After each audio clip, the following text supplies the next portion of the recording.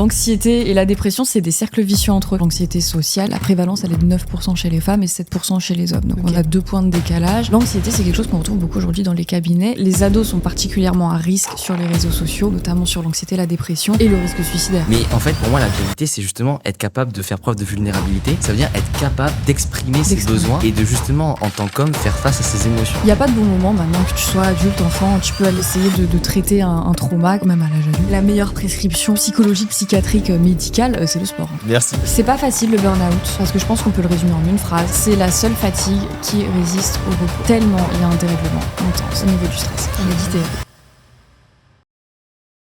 Bienvenue dans Corps et Esprit, le podcast qui muscle votre corps et renforce votre esprit. Nous sommes Meryl Bissonnier et Flavio Guionneau, coach santé depuis 2019, fondateur du Pareto de la santé, notre accompagnement pour se remettre en forme physique et mentale. Et de Nutripreneur, notre marque de compléments alimentaires de qualité supérieure fabriquée en France. Dans ce podcast, nous discuterons de santé physique et mentale à 360 degrés afin de développer un corps et un esprit solides pour réaliser vos rêves et défis les plus fous. Bon les amis, bienvenue dans ce nouvel épisode de Corps et Esprit. Aujourd'hui, épisode très particulier, on accueille Victoria qui va pouvoir se présenter dans un petit moment. Je vous rappelle que vous pouvez écouter l'épisode sans prendre de notes puisqu'on vous fera un e-book récapitulatif avec tout ce qu'on a vu, comme ça vous pourrez avoir une fiche récap. Et avant de commencer, je remercie aussi Nutripreneur qui est notre propre marque de compléments alimentaires de nous auto-sponsoriser. Voilà, vous avez les liens en description et vous avez un beau code promo pour votre première commande.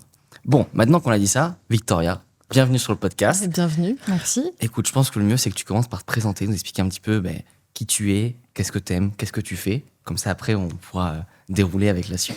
Moi, je suis psychologue, clinicienne, donc un peu ce qu'on entend du psychologue clinicien, bonjour, comment ça va, etc. Voilà, je colle un peu au cliché. Donc, je travaille en libéral, j'accueille une population majoritairement adulte, donc je me suis spécialisée énormément avec les adultes, beaucoup aussi en ce qu'on appelle la psychologie clinique de la santé, donc l'impact des maladies chroniques, notamment gynécologiques, sur la psyché. Donc, j'accueille beaucoup de femmes, notamment en PMA, avec des maladies gynécologiques, endométriose, etc. Et puis, à côté, je me suis lancée sur les réseaux pour un peu démystifier la psychologie, tout simplement, parce que je trouvais déjà qu'on avait un peu, voilà, comme on disait, une image sur nous, un mythe qu'on lit dans les pensées, alors que pas du tout. C'est très facile de mentir à un psychologue si on n'est pas dans votre tête.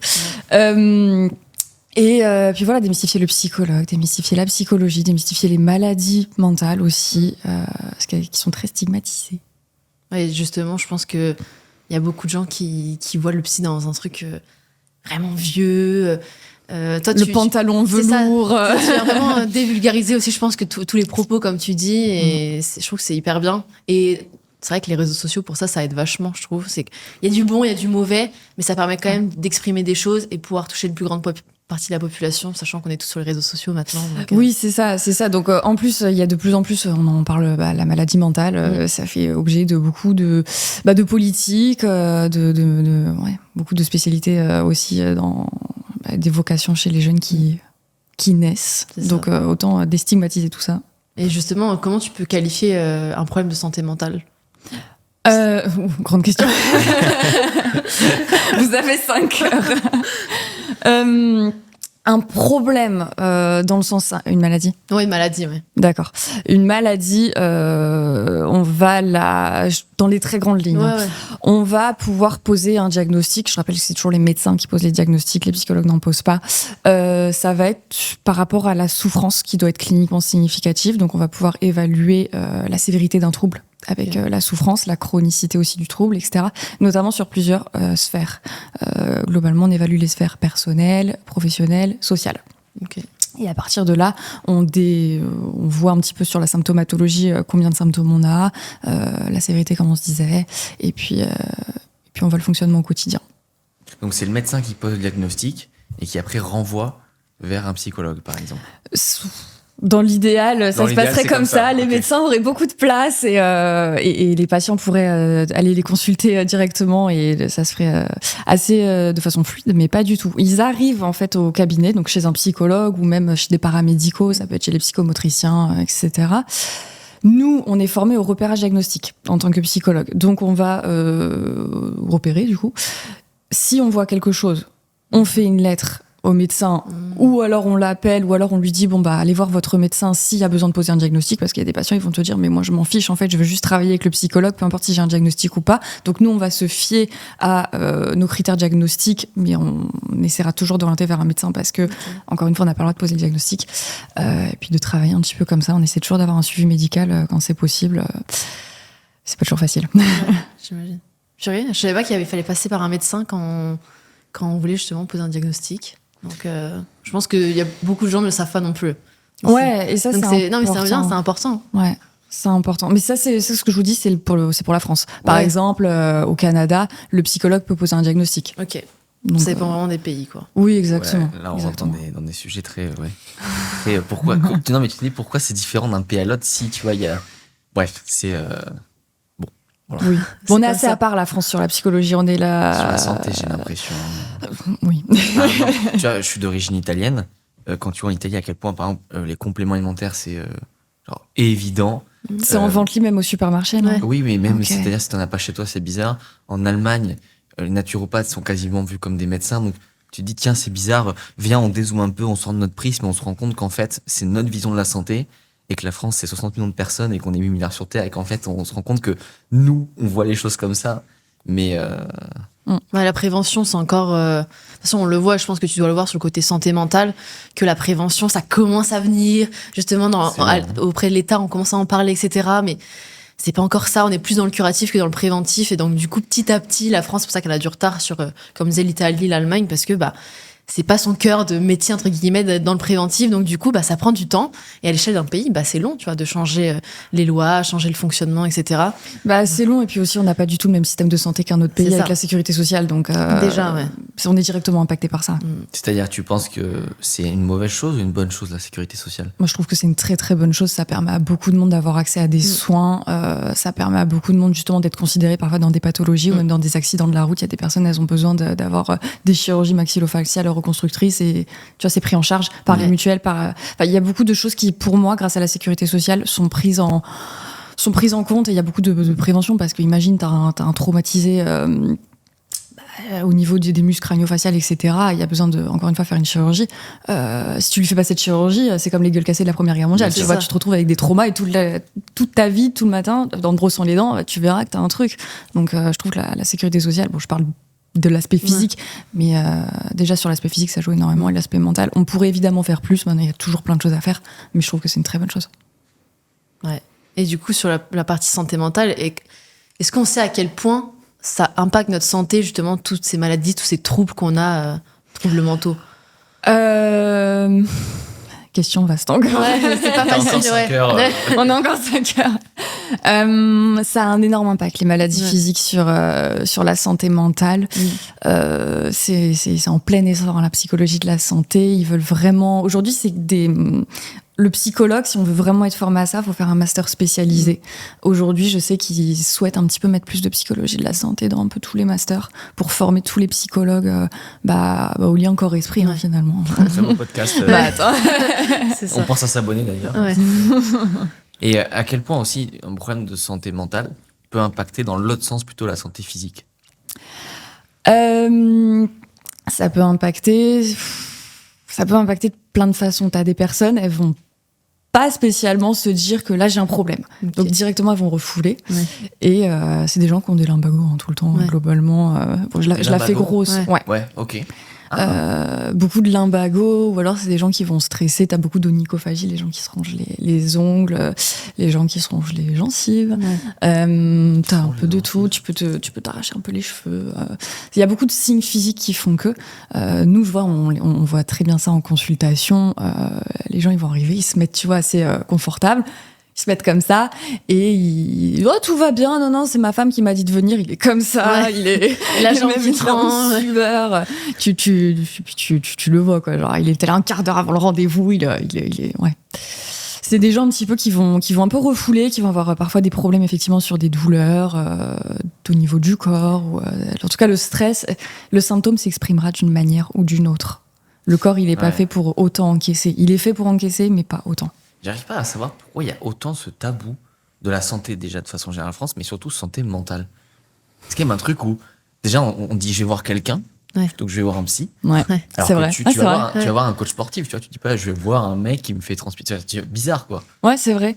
C'est la seule profession où on va voir quelqu'un. Tu vas voir quelqu'un. Tu vas voir quelqu'un quoi. Ouais. Il y en a bah, notamment sur les réseaux, comme on disait tout à l'heure. Je trouve il y en a, ils font des vidéos mais super drôles. Oh, je suis allée voir ma psy, nanana. Mais c'est que sur les réseaux effectivement que j'entends ça.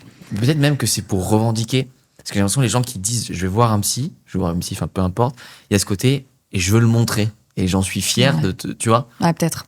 Nous, dans notre entourage, je connais beaucoup de gens qui vont en voir. Ouais. Et on en parle tous librement. Tu vois, moi aussi, j'y ai été. Mm. Et c'est vrai que c'est super. Et en fait, on en parle librement parce que limite, maintenant, c'est bien vu. C'est-à-dire, t'as vu, je prends soin de ma santé mentale. Je Donc j'ai travaille l'impression que sur moi. c'est en essor, mais pas pour les bonnes raisons. C'est plus en mode de, t'as vu, je fais un effort. Ouais. Alors, Ouais, pour le montrer, en fait. Ouais, voilà, en mode, Pour t'as se vu, mettre en valeur. C'est ça. Je fais cette démarche. T'as vu, je suis allé C'est voir ça. un psy. Ouais, super. Mais t'en avais besoin? Oui, bon, bah, c'est le Bah, principal. c'est le principal. Ouais, c'est clair.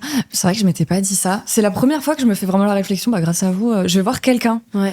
C'est. L'autre jour, j'entendais ça, c'était que ce serait bien qu'on parle à une personne, par exemple, qui est atteinte de dépression, comme on parlerait à quelqu'un qui a eu un grave accident. Tu sais, avec beaucoup d'empathie, avec tout ça. C'est une personne, effectivement, elle vient, elle raconte sûrement à un ami, ouais, je suis atteinte de dépression, etc. Ah, ok.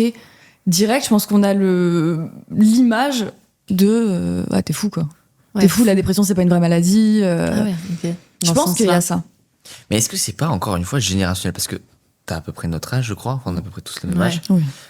J'ai l'impression même, tu vois, pour revenir sur la santé physique, l'obésité, c'est pas une maladie pour beaucoup, alors qu'en fait, C'en si, est, ouais. tu vois. C'en est une. Et donc, est-ce qu'il n'y a pas aussi j'ai l'impression que vers 45 ans, il y a une fracture qui se fait vers 40 ans, en mode, bon, bah, t'as ceux qui disent, bah, dépression, arrête, un bon coup de pied au cul, on est reparti. Ouais. Et puis, t'as tous les moins de 40 ans qui disent, bah non, c'est quand même plus compliqué que ça, en fait. Je pense qu'on en parle de plus en plus. Encore une fois, bah, comme tu disais, Meryl, il y a de la prévention qui est faite. Ouais. Et elle est bien faite. Ok. Pour le coup, en France, Attends ça, mieux. je trouve C'est vrai que je qu'elle trouve qu'elle est est bien faite. Moi, je trouve qu'il y a beaucoup de choses qui sont bien C'est faites. bien, ouais. On le voit au cabinet, je pense que je peux aussi parler pour mes confrères, on les voit, c'est ouais, j'ai ça, je suis venue, je savais pas trop. Bah, si, on leur dit bah si, et heureusement que vous venez maintenant, parce que vous serez venus, je parle dans longtemps, dans 6 mois, dans 1 an, parce qu'encore une fois, on est fait pour encaisser, donc on encaisse longtemps. Hein. Ouais, là, je veux dire, ça aurait pas été la même chose là, dans 6 mois, 1 an, on ne parlerait pas de la même façon là. Donc, ouais. Ouais. C'est bien fait à ce niveau-là, je trouve, la prévention. Il y a des gens, en tout cas, qui arrivent mieux à se questionner parce qu'ils en parlent plus. Peut-être que oui, il y a aussi une question de génération, mais sur certains troubles, je trouve qu'on arrive à avoir des gens 45, 50, 55 ans, Top. et même des hommes, Ouais. je le dis, qui viennent et qui se disent là, je sens qu'il y a un truc, et même des hommes célibataires, et ils n'ont pas forcément quelqu'un pour eux qui va leur dire là, je te sens un petit peu fébrile, qui a ce regard sur la personne, et ils viennent, ils se saisissent de ça, et je trouve ça super bien. Ouais, parce que justement, j'allais te demander quel est à peu près l'âge, et je suppose encore une fois que, comme tu disais, il y a quand même peut-être plus de femmes qui peut-être ont moins ce tabou, parce que chez l'homme, bah, socialement, tu dis je suis quelqu'un de fort, je suis un homme fort, donc forcément, j'ai pas le droit de montrer ma faiblesse auprès de quelqu'un, faut que je contienne tout sur moi, sauf que au final, ils sont tout aussi touchés que les femmes, et à trop regarder pour eux, bah, ils sont pas bien aussi, et puis ils sont pas très bien dans leur peau, et ça, je trouve que ça se voit que les hommes ils ont de moins en moins confiance en eux, peut-être parce qu'aussi ils refoulent tous leurs problèmes, ils veulent pas en parler, alors qu'ils feraient bien d'en parler, et ça les libérerait un peu. Ouais, et ça, je pense, tu vois, si on remonte un petit peu et qu'on va plus loin, c'est peut-être parce qu'aussi les hommes, on leur donne plus le droit de s'exprimer. À l'époque, l'homme, il était, tu Ouais. rapportes le salaire à la maison, tu Ouais, te c'est ça. tais et tu te mets un coup de pied aux fesses. Et je trouve aujourd'hui, ils sont un peu plus désacralisés de ce point de vue-là. On leur Ouais. donne le droit, ils se donnent aussi le droit, parce que ça, c'est important. Il n'y a pas que les femmes qui doivent leur donner le droit, c'est aussi peut-être le patron qui donne le droit. Il y a tout un truc là-dedans. Et je trouve aussi qu'ils arrivent bien à le mettre pour l'éducation des enfants, etc. Attends. Il y a peut-être des choses qui changent à ce niveau-là, mais c'est bien, c'est bien. J'ai une théorie, vous me dites ce que vous en pensez. Mm. C'est que, non, mais elle va dans l'autre sens. C'est que je trouve qu'il y a plein d'hommes qui veulent pas montrer les problèmes, qui veulent se montrer forts, qui ont un gros référentiel à la Grèce antique. En mode, j'adorais les Grecs, ils étaient forts, ils étaient virils, ils étaient musclés, etc. Mais ce qu'ils oublient dans les lignes, c'est qu'en fait, les Grecs, il y avait quand même cette notion de santé mentale. Enfin, c'était pas tabou pour un homme de pleurer, exposer ses problèmes et tout. Et donc, j'ai l'impression qu'ils ont dit, tiens, on C'est va vrai, prendre le ouais. physique des Grecs, on va prendre la philosophie, mais on va garder que ça. Et tu vois, quand tu lis les écrits, Ulysse, Achille, tout ça, ils pleurent, tu vois, des fois. Ouais, Et j'ai l'impression qu'ils ont juste pris l'aspect viril physique, Mais en fait, pour moi, la virilité, c'est justement être capable de faire preuve de vulnérabilité. Mm. Ça veut pas forcément dire pleurer dès qu'il y a quelque chose qui va pas. Ça veut dire être capable d'exprimer ses besoins et de justement, en tant qu'homme, faire face à ses émotions. Et j'ai l'impression qu'il y a toute une tranche de la partie masculine, un peu, tu sais, vous les voyez un peu, les faux alphas pour moi, qui ont dans le physique un cerveau qui est vide et qui n'arrive pas à s'exprimer. Et je pense qu'en fait, ces gens-là, il y a quelque chose qui cloche en eux parce qu'ils ont pris qu'une partie du gâteau. Bah, je pense qu'ils pensent bien faire en faisant ça. Ils se disent, je vais construire une famille, je vais protéger tout le monde, je vais... tu peux le faire, tu vois, en exprimant aussi tes émotions. Enfin, je pense. Oui. sur le papier, tu vois. Oui, oui, je pense. Mais c'est vrai que même à l'époque, la plupart des troubles, tu vois, qu'on connaît même aujourd'hui, on retrouve des écrits.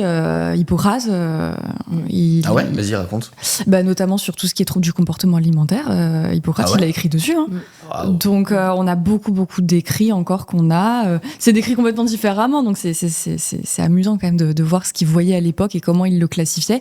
C'est complètement différent de ce que nous, on peut classifier aujourd'hui. Mais il y a des écrits, ils le voyaient, ils étaient attentifs à ça.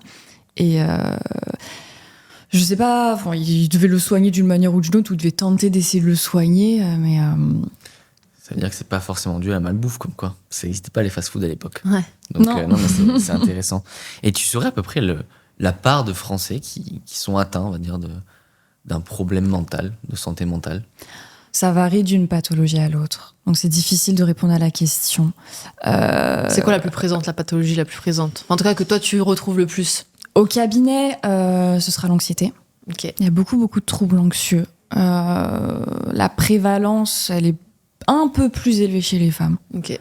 Je prends un trouble, par exemple, l'anxiété sociale. Si je dis pas de bêtises, la prévalence, elle est de 9% chez les femmes et 7% chez les hommes. Donc, on a 2 points de décalage. L'anxiété, c'est quelque chose qu'on retrouve beaucoup aujourd'hui dans les cabinets. Et les gens, on parlait de prévention tout à l'heure, il y a beaucoup de prévention qui est faite sur les troubles anxieux et même sur plein de programmes sur les réseaux sociaux, je trouve, qui sont faits autour de l'anxiété. On en parle énormément de l'anxiété. Et les gens vont beaucoup consulter en cabinet pour l'anxiété. On retrouve évidemment des troubles dépressifs. Là, encore une fois, on a quand même une prévalence plus élevée de femmes. On n'explique pas vraiment ce chiffre. On pense que le mode de vie aujourd'hui sociétal fait que peut-être les femmes sont plus sujettes à développer des dépressions. Il y a aussi tout ce qui est troubles hormonaux, bien évidemment, qui font que elles sont beaucoup plus exposées à ça avec le péripartum, le postpartum, etc. Maintenant, citer un gros chiffre aujourd'hui de combien de Français auraient une pathologie mentale, j'ai pas envie de te dire de bêtises. Est-ce que tu pourrais plutôt définir l'anxiété? Parce que c'est un terme, j'ai l'impression, qui est souvent utilisé, mais je suis sûr qu'il est mal défini. L'anxiété, ça aussi, c'est une grande question. En fait, le podcast, ça dure 24 heures. Ouais, c'est ça. Vous avez du temps, là. 5 heures. Faut qu'on se mette d'accord. On commande quoi aussi pour le déjeuner?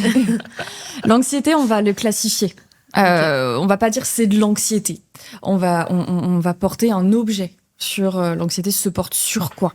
Ça, c'est pour les classifications un peu simples de l'anxiété. Maintenant, quand on a un trouble anxieux vraiment très présent, on va dire que c'est un trouble anxieux généralisé parce qu'il va venir affecter la façon dont la personne pense, la façon dont la personne agit, la façon dont la personne va carrément anticiper, va percevoir le passé, va percevoir le présent et va anticiper et scénariser le futur. Okay. Là, c'est les troubles anxieux généralisés qui touchent aujourd'hui beaucoup d'adultes, en fait. Beaucoup d'adultes, et je pense que peut-être les personnes qui vont écouter vont se retrouver. C'est anticiper anxieusement le futur, se faire des scénars catastrophiques. Et si je dis ça, repenser à la conversation qu'on a eue hier à une soirée avec quelqu'un qu'on connaissait pas et se dire oh, mais je lui ai dit ça quoi. Mais oh là là, il a dû penser ça de moi alors que pas du tout. Et c'est aussi remettre en question parfois les amitiés avec les gens. C'est mais si imagine je suis nulle. Oh non mais en fait ça se trouve il pense de moi que il m'a jamais estimé. Notre amitié vaut pas plus d'un clou, etc. C'est des personnes qui vont beaucoup comme on dit, psychoter. Ouais, ok. C'est le terme, je pense.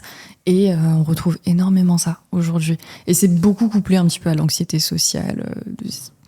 Et là, l'anxiété sociale, si on doit le définir pour ceux qui nous écoutent, comment tu... C'est le regard des autres ou pas du tout? L'anxiété sociale, avec des mots simples, c'est le regard des autres. Ouais. C'est manger devant les autres. C'est la performance devant les autres. Okay. C'est un évitement des interactions sociales. Donc, ça peut être un évitement des réunions. Ça peut être un évitement... des par exemple, de retrouver des gens... Retrouver des gens, Ouais. aller à des Ouais, soirées, c'est ça. des personnes qui évitent Ok. tout ça. Et Pour poser des mots.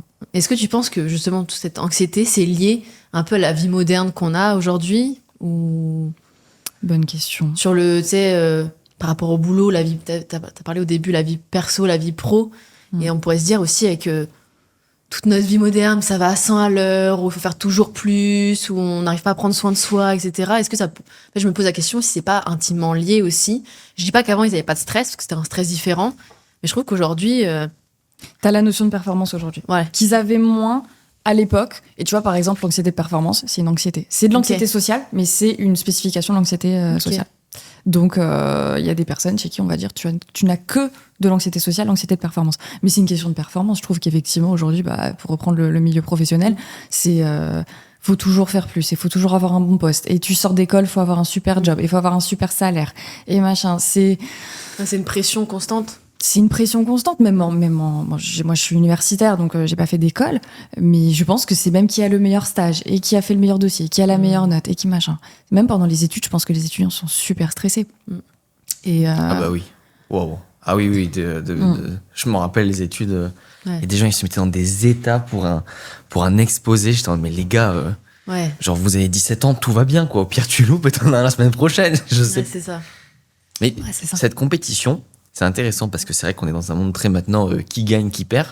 Mais en même temps, est-ce que c'est pas aussi dû au fait que la vie coûte de plus en plus cher, que cette course aussi, par exemple, au meilleur poste, elle est due au fait que tu te rends compte qu'aujourd'hui, si tu fais juste un métier que t'aimes en bossant à ton rythme, bah en fait, T'y arrives pas. t'y arrives pas, quoi.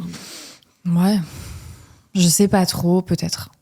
Mais je pense qu'il y a beaucoup de choses qui sont valorisées dans le 1%, notamment, encore une fois, sur les réseaux, même à la télé. le fameux 1%.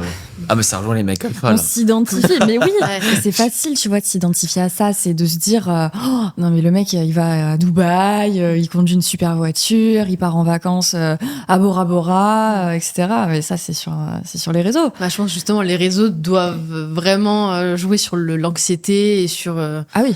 tu te compares, c'est la impressionnant. comparaison, et comme tu dis, ça fait partie des 1%, sauf qu'on voit que eux, parce que du coup ils se prennent tellement de place que du coup tu te compares vraiment à eux, tu te rends compte qu'en fait leur mode de vie qui sont inatteignables pour 99% des personnes, et en fait c'est une mauvaise information, et en fait ces gens-là qui regardent n'ont pas assez de recul, je pense, et de maturité pour se dire ok, on n'a pas du tout la même vie, on n'a pas du tout le même mode de fonctionnement, donc je peux pas me comparer à cette personne parce que on n'est pas pareil.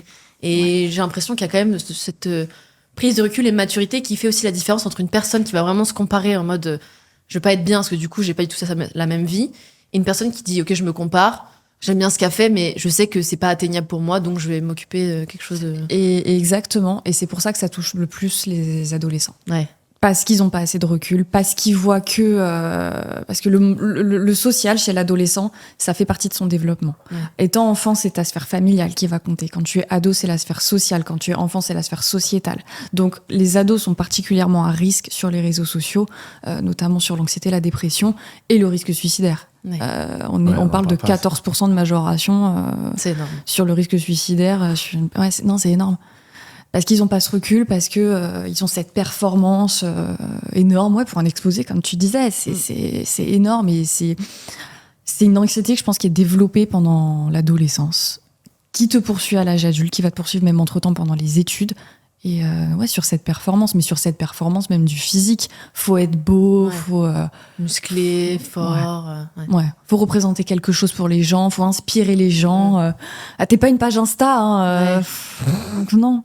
Oui, puis entre ce que tu vois et la réalité, c'est toujours différent aussi. Hein. C'est toujours différent, et puis même les personnes, je trouve, qui s'exposent à ce genre de contenu sur les réseaux, c'est même pas pour autant, ça se trouve, leur objectif de vie.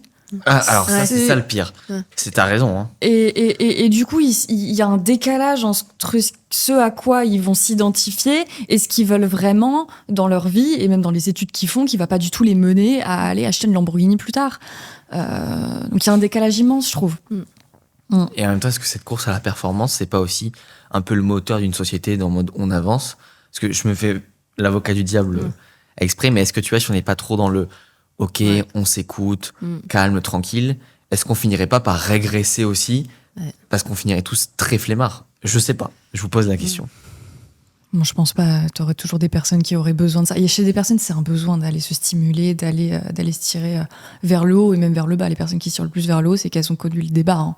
Donc, il y aurait toujours des personnes qui auraient besoin de ça. Et je pense pas que ce serait synonyme d'aller devenir flemmard ou quoi que ce soit. Et tout à l'heure, tu as parlé d'anxiété et après de dépression. Est-ce que l'anxiété mène à la dépression ou c'est deux schémas complètement différents? Ouais, cette question, tu l'as souvent. On l'a très souvent et on l'évalue. Je l'évalue tous les jours, moi, je pense. L'anxiété et la dépression, c'est des cercles vicieux entre eux. C'est-à-dire que l'anxiété sur elle-même, c'est des terrains glissants. Tu vois, on a cité tout à l'heure plusieurs types d'anxiété. Ouais. T'as les phobies spécifiques, je sais pas, la phobie des chiens, la phobie des araignées, la phobie sociale, la phobie scolaire, etc., etc. Déjà, l'anxiété, c'est des terrains glissants entre eux. L'anxiété, c'est un terrain glissant aussi vers des troubles dépressifs et inversement. C'est-à-dire que aussi les pensées, le mode de fonctionnement dépressif peut aussi mener à de l'anxiété. Pas tout le temps, mais c'est des schémas de pensée qui se rejoignent souvent. Ok, donc c'est un lien sans avoir un lien, quoi. C'est un lien très net. Ouais. Sans rentrer dans les détails, il y a des schémas neuronaux là-haut qui font que c'est assez net et que l'anxiété, elle est faite pour glisser. Parce que ton cerveau va comprendre que s'il a de l'anxiété, c'est pour sa survie. Ouais. Et donc, du coup, lui, tout ce qu'il veut, c'est survivre. C'est pour ça que l'anxiété va glisser entre elles. Tu vas avoir peur au début de juste des chiens, parce que quand t'étais petite, tu t'es fait mordre par un chien. Ouais. Après, tu vas avoir peur des chats. En fait, tu vas généraliser ça à toutes les gueules d'animaux, en fait. Ok. Donc après, tu vas avoir peur de tous les animaux. Et après, tu vas avoir peur, je sais pas, des insectes. Et après, tu vas avoir peur... De tout ce que tu vois au du quotidien. glissement, Ok. exactement. Parce que ton cerveau va juste te dire, moi je survis, hein, je te fais éviter un rhinocéros. Dans sa tête, il voit une araignée, il voit un rhinocéros. Hein. Ouais. Donc, faut bien se dire que le cerveau, tout ce qu'il fait, c'est pour ta survie et que ça a du sens pour lui. Ça a du sens. Mais aujourd'hui, c'est plus du tout adapté dans notre société. Bah oui. Notre cerveau, il fonctionne encore comme il y a 30 000 ans. Il a beaucoup évolué sur beaucoup de choses. Maintenant, certaines fonctions, elles fonctionnent de la même façon. Donc, on a l'impression qu'on va éviter un mammouth, alors que bon, t'évites une araignée qui, je n'en doute pas, doit être énorme, mais tu évites une araignée. C'est comme la peur du rejet. Avant, t'étais rejeté, t'étais seul, t'étais perdu dans la nature. Aujourd'hui, s'il y a quelqu'un qui te dit « je veux pas te voir », c'est pareil, il y a tellement d'humains que tu vas forcément retrouver un groupe. Ah oui, complètement. Le cerveau, il a pas évolué. Mais peurs, ce côté cerveau archaïque, on le voit aussi que la nutrition, hein, où en fait, les gens voient calories en mode survie, je vais mourir si j'ai pas de calories. Donc, du coup, on fait des aliments hyper caloriques et on est attiré par ça comme si notre vie allait en dépendre, alors que non, t'inquiète, t'as les réserves. T'es pas obligé de courir après les Kinder pour c'est ça. pour aller vers ta survie. Mais effectivement, c'est encore archaïque. Et la phobie dont tu parlais, est-ce que du coup, il y a une grande part quand même de la santé mentale qui se fait dès l'enfance? Parce qu'un tout petit trauma peut en fait nous suivre toute notre vie, ou même encore à 15, 20, 25, 30 ans, on peut avoir des traumas qui peuvent définir une grande partie de notre santé mentale sur la suite. Les traumas, c'est différent des troubles anxieux parce que c'est des troubles liés au stress. Ok. C'est pas des troubles anxieux, liés à l'anxiété. Donc ça va être lié à, sans rentrer dans les détails, on va jouer sur des axes entre le lobe frontal et les noyaux profonds du cerveau. Et en fait, le lien, il va pas se faire entre ces deux structures-là, ça va bugger et il y a un bug en fait à ce niveau-là et ça peut entraîner, si imaginons un trauma, pour répondre à ta question, il a lieu pendant l'enfance. Même plusieurs traumas qui peuvent avoir lieu pendant l'enfance. On va parler donc de trauma complexe. Ça peut générer énormément de choses à l'âge adulte. Quelque chose qui est très très connu, dont on a parlé beaucoup en 2024 avec les actualités, c'était le trouble dissociatif de l'identité. Les personnalités multiples, ce qu'on appelle. Si on a des traumas répétitifs assez graves et extrêmement stressants, l'esprit va vouloir se protéger pour encore une fois survivre et donc va créer des choses à l'âge adulte. Il y a beaucoup d'adultes qui... L'anxiété, ça se crée souvent dans l'enfance, hein, de toute façon. Un adulte, il peut avoir des troubles anxieux qui naissent spontanément, mais c'est pas la majorité du tout. C'est beaucoup lié à l'enfance, dans la construction de l'enfant, parfois les parents, ce qu'il vit, la société, etc., etc. Parce qu'en plus, d'ailleurs, je trouve que... Ouais, c'est vrai, ça vient de me venir. Je trouve qu'on est de plus en plus, en tout cas les enfants, exposés à ce milieu social. On se disait beaucoup, ce qu'on se disait tout à l'heure, c'est il y a la sphère familiale. Quand tu es enfant, après tu as la sphère à l'adolescence un peu plus sociale, mais je trouve que les enfants sont de plus en plus tôt exposés à l'affaire sociale, au corps, au réseau, encore une fois, et à tout ce stress. Et je pense que ça doit sûrement jouer. J'ai pas de chiffres en tête et il faudrait que j'aille lire des choses, mais ça doit jouer. Non, mais c'est sûr. Dans ce que je retrouve en tout cas au cabinet, en pratique, à voir si on arrive à retrouver ça en recherche. Mais ouais. Je pense que dans les 10 ans, quand on va voir que les enfants de la génération, de la nouvelle génération, ils sont très, très soumis à ça, je pense qu'on va voir des problèmes exploser. Même si on n'a pas les chiffres, on peut quand même facilement faire un lien, comme tu dis, entre le mode d'éducation, le fait de ce que les enfants regardent. Enfin, nous, à l'époque, on regardait des dessins animés, maintenant, ils ont accès à des trucs, tu dis, merde, quoi. Tu vois, c'est clair. Et donc, effectivement, et aussi le fait, je pense que les parents travaillent de plus en plus, encore une fois, comme tu as dit, il faut nourrir le foyer. Donc, du coup, tu t'occupes un peu moins de tes enfants, t'es moins là pour leur développement, et tu te rends compte qu'il y a une différence. Enfin, moi, je le vois, j'ai ma petite filleule. Donc, la dernière fois, mais j'adore cette anecdote, je suis allée la chercher à la crèche. Donc là, dans la poussette, on parle, enfin, on regarde le paysage. Et à côté, il y avait une autre petite fille que sa mère a récupérée à la crèche. Et tout de suite, la petite fille dans les bras, téléphone comme ça. Et tu te dis, elle avait même pas 2 ans. Et tu te dis, t'as le téléphone collé au visage. Tu te dis, en fait, ça, malheureusement, sur le long terme, cette différence, ça va se faire voir. Et les gens de la crèche n'arrêtaient pas de dire à ma cousine, qui est la mère de ma filleule, mais votre fille, elle est super avancée, elle est super intelligente. Et ma cousine dit, non, c'est juste que les autres, ils sont en retard. Genre, en fait, non, c'est toi, non. Ouais, ce qu'elle lui disait, on lui fait rien faire de plus. Enfin, en fait, c'est juste que les parents parlent à la petite. Et donc, du coup, elle écoute, elle comprend beaucoup de choses. Elle est pas sur les écrans, elle fait des dessins, elle joue avec des trucs, enfin, des jouets d'enfants, quoi. Et elle dit, moi, je pense pas qu'elle soit en avant. Je pense juste qu'elle est juste normale et que les autres, malheureusement, ils ont pas accès à tout le fait que les parents parlent, à des jouets, etc. Mais aux écrans, et du coup, forcément, ils sont en retard, quoi. Ouais, peut-être qu'il y a un manque de stimulation. Ouais, c'est ça. Oui, je pense. Et là-dessus, il y a énormément de prévention. Je regardais l'autre jour un reportage sur une unité, je sais plus dans quel hôpital, qui avait ouvert, notamment pour la prise en charge de ces enfants-là. Ah, c'est bien. Pas que de ces enfants-là liés à l'exposition aux écrans, bien évidemment, mais en tout cas, la chef de service exposait vraiment que quand elle refaisait un petit peu l'histoire de vie, il y avait, en fait, ils regardent les écrans toute la journée, quoi. Ils sont sous-stimulés. On a l'impression qu'ils sont en retard, alors qu'en vrai, ils auraient autant de capacités qu'un autre du même âge, et tout va bien, en fait, dans le cerveau. Et tu vois, pareil, dans ma salle d'attente, on a toute la prévention liée aux écrans, parce que un de mes collègues est spécialisé en pédiatrie. Et moi, tous mes patients, quand je viens les chercher dans la salle d'attente, quand ça fait pas très longtemps que je les suis, mais ils me regardent, ils sont debout, ils regardent la fiche, ils me regardent, et ils me font c'est bien ça, hein. Oui, c'est bien. Effectivement, ceux qui ont des enfants comme ceux qui n'en ont pas, mais c'est bien ça. Hein. Ouais. Faut le faire. Faut le faire, parce que moi, je suis persuadée qu'ils en ont conscience. Mais ils ne le font pas. Parce que c'est la facilité. En fait, tu te dis, il pleure, il est pas content, bon, je lui donne ça, il est content, c'est la facilité. Ouais, c'est qu'aujourd'hui, on n'a plus trop envie de... Le pire, c'est le sucre. Ah oui, le sucre. sucre. Ça n'a rien à voir, mais ça me choque le nombre de parents, quand l'enfant pleure, ils lui donnent du sucre en mode... En fait, t'achètes le silence avec du sucre et en fait, ça choque personne. Sauf que plus tard... Et moi, ça me rend fou parce que tu vois, les écrans, ça choque tout le monde. Oh non, mais moi, quand je vois un gosse d'1 an et demi prendre des biscuits, ça me choque encore plus.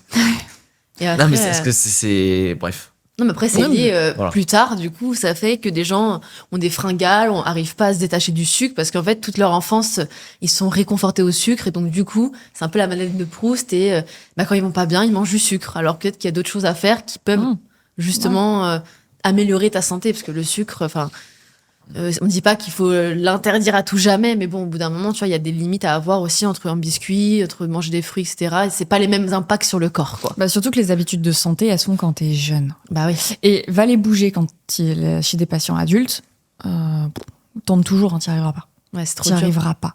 Mais vraiment, c'est hyper dur. Ça se fait pendant l'enfance, pendant l'adolescence. C'est encore une fois les parents qui dictent ça, c'est de l'impulsion des référents. Et on voit ça beaucoup en clinique de la santé. Mais tu ne peux pas bouger des habitudes de santé. Une personne qui se brosse les dents que le soir, tu n'arriveras pas à lui faire brosser les dents le matin non plus. Okay. C'est pas possible. Et forcément, ça crée des facteurs de risque qu'on va appeler modifiables. ça va créer des facteurs de risque. Bah oui, tu es devenu sédentaire. Tu manges tel truc. Ton alimentation, c'est pas ça. Et tu fais pas de sport et machin. Et ça, c'est super dur à bouger chez les patients à l'âge adulte. Ok. C'est un Tu le vois tous combat. les jours. Ouais. Ça, Ah oui, dingue. c'est super dur.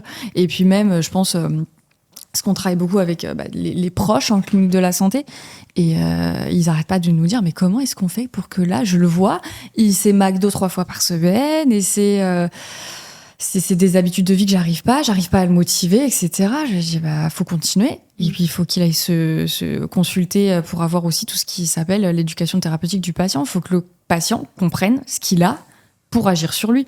Si tu lui dis juste, non, va pas, mange pas Oui. ton fast-food et va faire du sport et va faire ça. Enfin, de toute façon, le cerveau, il comprend pas l'injonction. Donc, Ouais. tu pourras toujours lui dire, fais ci, C'est ça. fais ça, il faut pas faire ci, il faut pas faire ça. Qu'est-ce qu'il comprend alors, le cerveau? Le cerveau, il comprend quand tu lui expliques. Tu dois Et faire quand- ça parce que c'est mieux comme ça, parce que ça va se passer comme ça, parce que c'est ça. Exactement. Tu vois, c'est pas sympa ce que je vais dire. Hier, je me baladais Voilà les anecdotes, tu vois. et il faisait très beau, c'était trop bien. J'étais avec mon chéri qui est aussi psychologue, donc ça, voilà, on était deux à être un peu tambourinés à cause de ça. Et là, on entend hurler de l'autre bout de la rue, donc sur le trottoir d'en face. Tu tournes la tête, tu te dis, mais mon Dieu, qu'est-ce qui s'est passé? Il s'est passé un truc grave. Non, c'est juste, vous vous doutez bien, là, c'était de la terre, voilà, les trottoirs étaient en terre. Il a plu, et le père est en train de hurler sur son petit, qui devait avoir, max 3 ans. Parce qu'il avait marché dans la terre. Va expliquer et hurler à un cerveau d'un enfant de 3 ans qui déjà n'est pas très bien mature. Hein. Ouais. Non, tu as marché dans la terre, faut pas faire ça. Et là, t'as mon chéri qui fait, mais là, le gamin, mais comment lui créer un truc de, oui, mais toi aussi, papa, tu marches dans la terre. Du coup, il lui a juste dit, faut pas faire ça, alors que lui-même marche dans la terre, sa mère avec sa petite sœur derrière, qui marchait dans la terre, et la mère qui criait pas sur le petit. Mais tu te dis, mais Ouais, il va être traumatisé, quoi. Il y aura un truc plus tard qui fait que. puis tu te dis, mais là, je sais pas, explique en fait. Explique l'explication à un enfant, la compréhension de son environnement pour un cerveau de 3 ans. Ouais, c'est un peu indispensable, quoi. Sinon, le gamin, il va juste retenir, je me fais crier dessus parce que j'ai marché dans la terre, alors que c'est mes parents qui m'ont ramené à ma balade contre mon gré parce qu'il fait 2 degrés et que j'ai froid, et en plus, je me fais crier dessus. Ouais. Mais Ça fait non. beaucoup. Ça fait beaucoup, là. Un Ouais, enfant de 3 ans, il va pas penser comme ça. Un enfant de 3 ans, il ne va pas faire de lien entre ce qu'un adulte, en fait, est capable de faire. S'il entend crier, il va se dire, donc si j'ai envie de me faire comprendre, il faut que je crie. C'est pour ça qu'on voit aujourd'hui, et même en consultation, les parents disent, mes enfants crient. Comment toi tu t'exprimes déjà? Moi je crie quand je... Oui, c'est lui. Explique à ton gamin ce qui se passe, dans quel monde il vit. Parce qu'après, ça va faire un adulte qui va crier, et dans son couple, ça va crier. Il va même pas être en capacité de, quand le compagnon va dire, qu'est-ce qui se passe? Je sais pas, mais il aura juste besoin de crier. Ouais. Mais non. Après, il y a des problèmes de communication qui ont été énormes, quoi. Le cerveau, il a besoin de comprendre qu'on lui explique pourquoi là, il a pas besoin de s'affoler. Si tu lui expliques pas, il va paniquer pour tout, ça va générer de l'anxiété chez les enfants. C'est une des manières de pourquoi on arrive à développer de l'anxiété chez les enfants, c'est en leur expliquant pas dans le monde dans lequel ils vivent. C'est pas possible. Ok, c'était vraiment très intéressant. Petite pause, merci de regarder l'épisode. On vous rappelle que cet épisode est sponsorisé par Nutripreneur, qui est notre propre marque de compléments alimentaires naturels et faits en France. Si vous voulez soutenir la chaîne et soutenir une petite marque française, tous les liens sont en description, et avec le code Corps et Esprit 20, vous avez 20% sur votre première commande. On est reparti sur l'épisode. J'imagine que même pour les enfants, ça peut être conseillé d'aller voir un ou une psychologue. Mais est-ce qu'il y a un moment où on se dit, tiens, c'est le bon moment? Est-ce qu'il doit y avoir un déclencheur? Est-ce que ça peut juste être en mode, bon, j'ai l'impression que c'est vraiment utile, j'ai plein d'amis qui vont le faire, ça a l'air de les aider, je vais aller voir moi aussi? Il n'y a pas de bon moment pour aller chez n'importe quel professionnel de santé, je pense. Mais effectivement, le psychologue, c'est toujours un peu plus touchy, je pense. De se dire, non mais là, je vais passer la porte. Déjà, passer la porte, c'est reconnaître que là, il y a quelque chose, on va travailler, Ouais. on va le faire. Faire un effort sur soi, quoi. Et l'attention, elle va être ciblée que sur moi. C'est un gros travail. Il y a des personnes qui viennent sur déclencheurs, sur des gros conflits qu'ils peuvent avoir avec leur partenaire, ou aussi sur des événements de vie. On peut avoir des déclencheurs. Il y a des personnes qui sont habitués à la psychothérapie. C'est des petits, ils ont pu avoir besoin d'un psychologue et après, bon, ils sont habitués. Pour eux, c'est normal. Aller tous les 10 ans à faire la psychothérapie. Moi, j'en ai au cabinet. Ils arrivent. C'est ceux qui viennent avec leur calepin, en général, au cabinet. C'est les plus assidus. Ils sont rigolos comme tout. Et puis, il y a évidemment beaucoup de personnes qui viennent pas quand c'est trop tard, mais quand ça s'est déjà bien installé.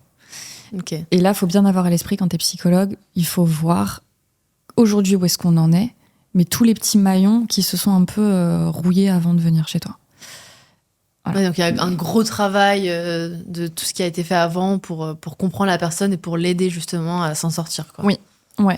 Il n'y a pas de bon moment maintenant, que tu sois adulte, enfant, tu peux aller essayer de traiter un trauma un trauma infantile, même à l'âge adulte. Il n'y a pas de bon moment. Maintenant, je pense que les choses qu'on peut contrôler en allant voir un psy, c'est déjà en se renseignant sur déjà ce que tu veux, qu'est-ce que tu vas chercher chez le psy, parce qu'il y a des gens, ils vont se dire non mais là je vais chez le psy, c'est parce que je suis complètement fou. Non, la psychologie, ça va du pathologique au normal. On peut accompagner des gens, ils vont très très très bien. Et effectivement, il y a des gens, ils sont atteints de troubles. Faut se renseigner, il faut savoir quel est le besoin, il faut se renseigner sur les formations du psychologue et déjà se dire, il va pas me prendre pour un fou, parce que... Pas de jugement, c'est son métier déjà, de base. Ah oui, si on commence à juger, on peut plus exercer de toute façon. Donc, Ça arrive des fois, tu as des patients qui prennent rendez-vous et qui ne viennent pas. J'ai entendu ça, en fait, ils ont trop peur le jour J, en fait, Alors, je suis persuadée que, oui, sur tous les lapins que j'ai, oui, c'est sûr que ça doit m'arriver. Maintenant, ils te le diront jamais. Ouais. T'as beaucoup de lapins ? Ouais. Ouais. Beaucoup de lapins, ça rend fou. Il y a une personne derrière une annulation, avec tous les procédés qu'on essaie de mettre en place pour limiter les lapins. Et même les plateformes de réservation nous aident beaucoup à faire de la prévention là-dessus. Ça marche pas, mais c'est impressionnant. C'est les gens, ils ont la flemme. Les gens... Ça rend fou. Et puis, au-delà de ça, c'est toi qui dois t'adapter à l'horaire des patients. Bah non, en fait. Moi, je connais quelqu'un, elle travaille de 16h à 21h. Mais t'as une vie, toi aussi. Et bah non, quoi. Genre, moi, mes patients, ils ont très bien compris que je travaille de telle heure à telle heure. Oui, ça m'est déjà arrivé de travailler jusqu'à 20h30. Pas mentir. Mais je le fais plus. Mais les patients, ils ont très bien compris qu'il fallait qu'ils se débrouillent. Et le pire, c'est qu'ils se débrouillent très bien pour venir. Et qu'ils sont pas en retard. Et que quand ils arrivent, ils sont tout aussi contents. Ils sont contents parce qu'ils ont posé une journée de télétravail. Quand tu veux vraiment, tu peux, quoi. Ah oui, mais ils négocient. Il y en a, ils continuent de négocier. Même à la prise de rendez-vous à la fin de la session. Ah, mais vous avez plus telle heure. Ah, mais vous avez pas telle semaine. Ah, mais vous... Bah non, en fait, j'ai pas que vous. Déjà, on se plie en 4 pour essayer de convenir à l'emploi du temps de tout le monde. Mais non, j'ai pas que vous. C'est des SMS le dimanche. J'ai encore eu des SMS hier. Parce qu'aujourd'hui, du coup, pour contextualiser, on est lundi. J'ai des SMS le dimanche, j'ai des SMS le week-end. Non, j'ai déjà eu une phrase de patient, ça m'avait fait rire. Mais t'as une vie ? Oui, j'ai une vie. Oui, j'ai une vie. Dans la tête des patients, je crois très sincèrement, et je ne les juge pas du tout, parce qu'effectivement, on a tous ce biais, je pense, quand on va voir un professionnel de santé, mais on leur accorde pas de vie, quoi. Mais même moi, en tant que professionnel de santé, je vais voir mon médecin, mais je viens pas pour m'imaginer sa vie. Mais il faut aussi être respectueux. Je trouve qu'il y a des gens qui mettent un pied ils dépassent la limite. Dans non, mon professionnel de santé, il a pas de vie. Il te doit tout, quoi. Ouais, c'est un service. On leur rend un service. C'est bon, c'est l'assistance publique et tout ça. Bah non. Et ça, je pense qu'on en revient à ce qu'on disait au tout début de l'épisode sur les mentalités. Ça, comme j'ai l'impression, en France, on n'a pas encore démocratisé le fait de se faire accompagner. En plus, qui n'est peut-être pas remboursé aussi parce que c'est notre poche. Tu vois, nous, on fait encore du coaching et on le voit, il y a presque ce côté non, mais attends, je te donne de l'argent pour que tu me coaches, je suis ton grand prince, remercie-moi. T'as pas compris. T'as besoin de moi. J'ai pas besoin de toi. Et tu sais, moi, ce que je leur dis, c'est pas parce que vous avez envie de travailler avec moi que moi j'ai envie de travailler avec vous. Exactement. Donc on va poser un cadre ensemble. Et ça, c'est important de le resituer tout de suite. Ah oui, non, mais je trouve que effectivement, les gens vont vite te prendre beaucoup plus de temps. Et c'est vrai que c'est un métier quand même qui est très prenant. Tu donnes. Et juste pour les annulations, tu peux pas faire une sorte d'acompte parce que... Moi, honnêtement, je fais la taxe lapin.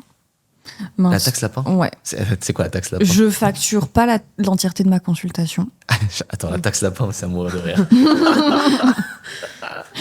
Tu m'as posé un lapin ou tu m'annules dans la nuit parce que moi je dors à 2 ou 3 heures Ouais, du donc tu matin. vois pas, quoi. La consultation de 9 heures, je me lève et Ouais. puis quand je me lève le matin, je regarde pas mon agenda pour voir si personne ne m'a annulé. Je me dis non, c'est un accord tacite qu'on a. Non, il viendra à ma consulte. Eh ben non, t'arrives à 9 heures au cabinet puis t'attends longtemps. Donc oui, moi je fais la taxe lapin, pas l'entièreté de ma consultation. Maintenant ils sont au courant. Et t'as pas toujours des gens honnêtes, t'as des gens qui vont pas revenir te la payer, t'as des gens du coup qui vont arrêter un suivi pour être sûr qu'ils ne seront plus en contact avec toi et qu'ils n'auront pas à te la devoir. Ça m'est Ils ont déjà honte arrivé. aussi des fois d'écrire. Ça m'est arrivé, moi, des gens des fois qui, c'est quand même rare en 6 ans, mais qui disparaissent. Ouais. Et parfois ils reviennent au bout de 6 mois. Ouais, en fait, j'avais honte de te dire ça, etc. Et je dis, mais tu sais que fallait pas en fait, parce que non seulement en plus t'as pas progressé, mais en plus on t'attendait quoi. C'est ça, c'est un manque à gagner. Non. Ouais, mais pour eux surtout. Ouais, pour eux. Pour tout le monde, même Ouais. pour toi, c'est un moment. Tu fais ça pour vocation, mais Ça, c'est pas. Ton t'as temps, il est des pas impôts à gratuit, payer. quoi. Ah Ouais, non, ouais, c'est t'as ça. des impôts à payer. Et ça, encore une fois, les gens, je trouve aussi, ils ont tendance à l'oublier. On n'est pas un service, il y a une personne en face. Les messages à 3 heures du matin, parce que oui, moi aussi, ça m'arrive, les messages à 3 heures du matin, non, respectez-nous, quoi. Enfin, T'as un téléphone pro et perso. oui, Ah, moi, ça a changé ma vie, ça. moi aussi. Ah ouais, c'est- Ça fait 3 mois. Ah ouais, Ça a c'est- changé ma vie. Ouais. Ah ouais, pour te dire à quel point, tu vois, aussi le métier de coach est pas trop valorisé. Une fois, j'ai une cliente qui m'a dit, dans le plus grand des calmes, ça te va si on divise le prix par 2 et que je te paye en cash? Vous, les coachs, vous devez adorer ça. C'est quoi ça? J'ai dit, en fait, C'est quoi ce préjugé? Comme Et- ça, tu déclares pas. Et c'est ça, je dis, mais attends, mais tu sais, en fait, il faut payer les épisodes, faut payer les compléments, faut se payer. Bien sûr. Qu'est-ce que Paye tu me ta vie, racontes quoi. Bah oui. Mais j'étais à ça de dire, on va pas te coacher parce que mentalité m'a pas plu. Puis au final, je me suis dit quand même si parce qu'il y avait des vrais besoins. Mais je me dis, mais attends, mais c'est quoi ce réflexe de. Faut poser le cadre. Faut poser le cadre. Et je vais parler de ma propre expérience. Moi, je me suis installée directement en libéral après mon diplôme. Et je peux te dire que je me remercie toutes les tutrices que j'ai eues, notamment une qui m'a un peu formée à la dure. Parce que le cadre, je le tenais. Ouais. J'ai des confrères et des consoeurs, je sais que le cadre, il va avoir plus de mal. Je me suis dit, on se fait marcher dessus. Qui vont Ouais. faire un peu plus marcher dessus. Moi, la taxe lapin, j'y vais un peu plus d'une main de fer. Ou même les parents, parfois un peu envahissants dans les séances pour les enfants, je les ai plus d'une main de fer. Mais Ouais, mais c'est important. sinon, les gens, ils te débordent. Les gens sont là pour ça aussi en plus. Donc, Ouais, ils ont besoin, au fond. Hein. Mais ils sont assez débordants. Après, je pense qu'encore une fois, tu vois, pour essayer de faire le lien avec la question de tout à l'heure, les gens, ils arrivent, déjà, ils sont un peu stressés, je pense. Ils sont en face du professionnel de santé. C'est, oh là là, en plus, le psy, tu sais pas quelle question il va te poser à tout Ouais. moment, il va avoir quelque chose et je sais pas. Et peut-être qu'ils ont besoin aussi de prendre beaucoup d'espace dans les sessions, notamment les parents, etc. Ouais. Est-ce qu'il y a différents types de psy, tu sais, en mode, il y en a qui vont vraiment pas poser de questions et juste écouter. Et faire, Ouais. Moi, une fois, j'ai eu ça, en toute honnêteté, j'ai pété un câble. J'étais en mode, il me faut du feedback. Et après, il y en a des fois, c'est l'inverse, c'est plus une discussion. Ouais. Est-ce que ça dépend des profils? Est-ce que c'est des diplômes différents? C'est des orientations différentes, effectivement. En psychologie, pour faire les très grandes lignes, en psychopathologie clinique, donc au sens large du psy, le bonjour, comment ça va, machin, on a 2 grandes branches. On a les thérapies cognitivo-comportementales, c'est tout ce qui est la psychologie scientifique, où là, ça va être un échange. Ouais. Ça va être une discussion. Et tu as l'autre obédience qui est beaucoup plus ancienne déjà.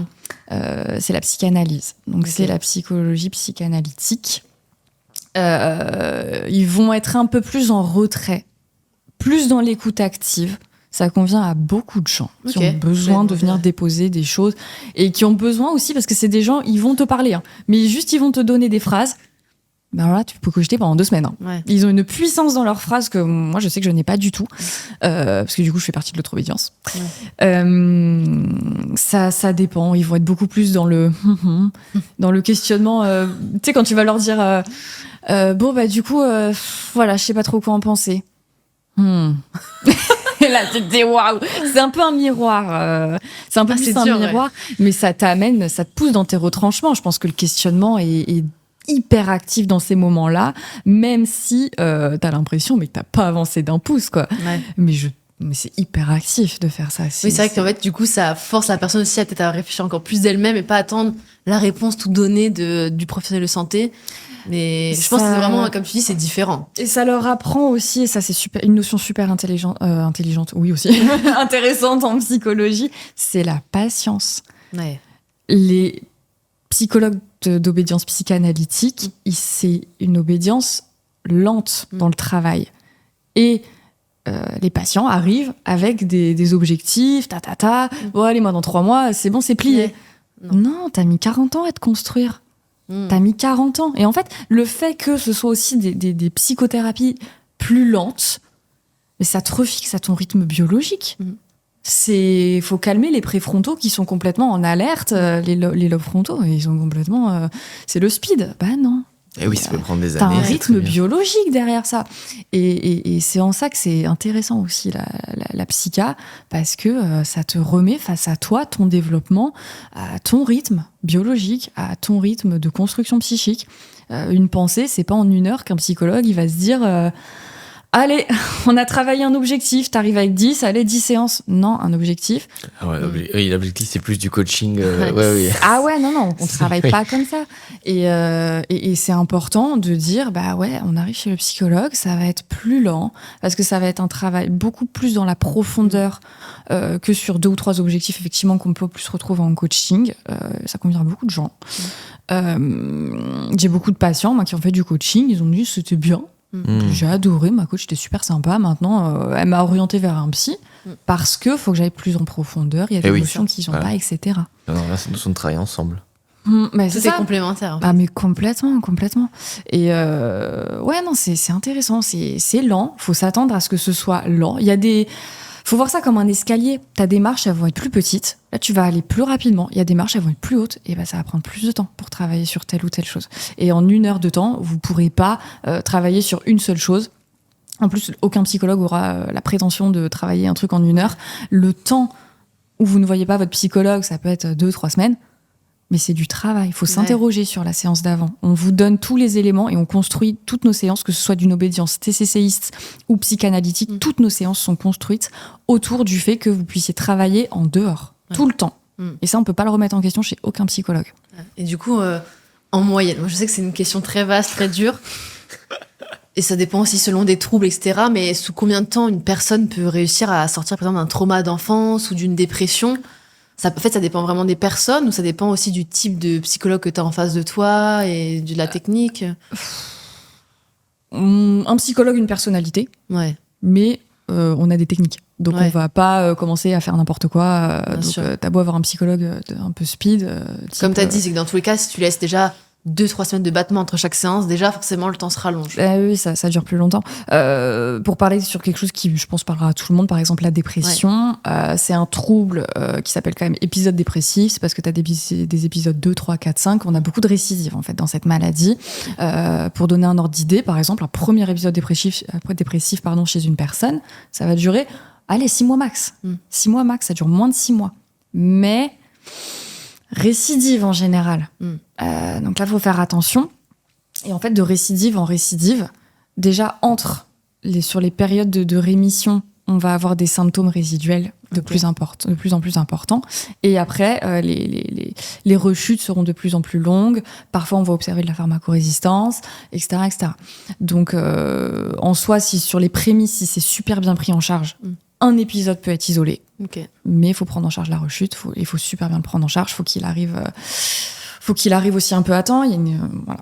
Et du coup, la question quand même, est-ce que tu peux sortir seul d'une dépression ou c'est impossible ? Oui. Oui.